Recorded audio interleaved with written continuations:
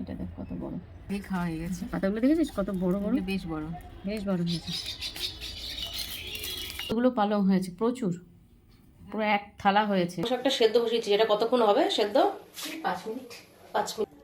আচ্ছা করে নে মিক্সিং জারে। বাহ, এই পনিরটা ব্লিঙ্কিট থেকে আনা হয়েছে, ফ্রেশ পনির না, তাই না? না,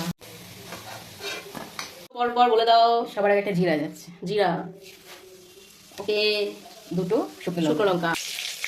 এইটা এখানে হচ্ছে কি দিচ্ছ? এই জিঞ্জার আর গার্লিক চপ করা, রাখি চপ করা। আচ্ছা, এই কটা কাঁচা কাঁচা লঙ্কা, লঙ্কা তার সাথে দিয়ে দিচ্ছি রাখলি চপ করা এই পেঁয়াজ।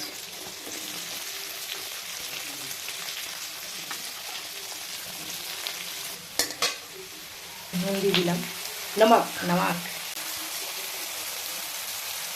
জিরে গুঁড়ো দিচ্ছি, জিরে গুঁড়ো, ওকে।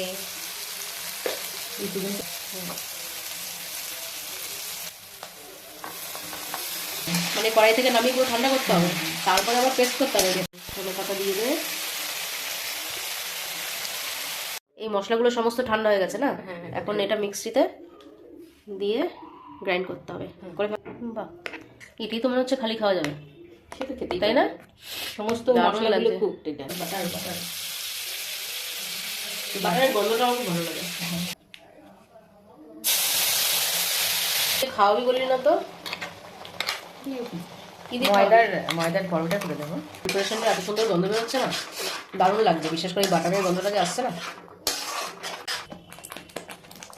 এবার লাস্টে পুরো পনিরটা দিয়ে দেওয়া হলো, আর কোনো কাজ নেই তো, নেড়ে না, চেড়ে এবার একটু বাটার দেবো, কাসুরি মেথি দিয়ে দেবো। আচ্ছা, কসুরি মেথি। হ্যাঁ, ওটা না দিলে পরে ফ্লেভারটা আসবে না, তাই না? কাসুরি মেথি হাত একটু ক্রাশ করে দিলে। আচ্ছা, ঘরে তো আমাদের পুদিনা পাতার গাছ রয়েছে, আর একটা কি কারি পাতা গাছ আছে, তাই এইটার একটা গাছ করে নিলেও তো হয়। হ্যাঁ, মেথি তো ছিল, মেথি ছিল না, তাহলে তো আর এই কসুরি মেথি এত দাম দিয়ে কিনতে লাগে না, অনেক দাম এটা। কিন্তু দোকানের মতো করে হয় না রে। তাই? মানে একটু বাটার দিয়ে দিচ্ছি, আচ্ছা এটা হচ্ছে ফাইনাল। আচ্ছা, ফাইনালি রেডি আমাদের পালং পনির। বাহ, লাভলি লাভলি। এই হলো পালং পনির।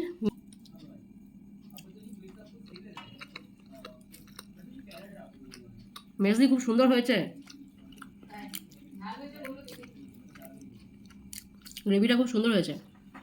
অনলাইন থেকে এনেছি পনিরটা, পনিরটা খুব একটা ভালো দেয়নি, গ্রেভিটা একটু ঝাল হয়েছে কিন্তু খুব সুন্দর হয়েছে, তার সাথে একটু কাঁচা পেঁয়াজ, খুব সুন্দর হয়েছে।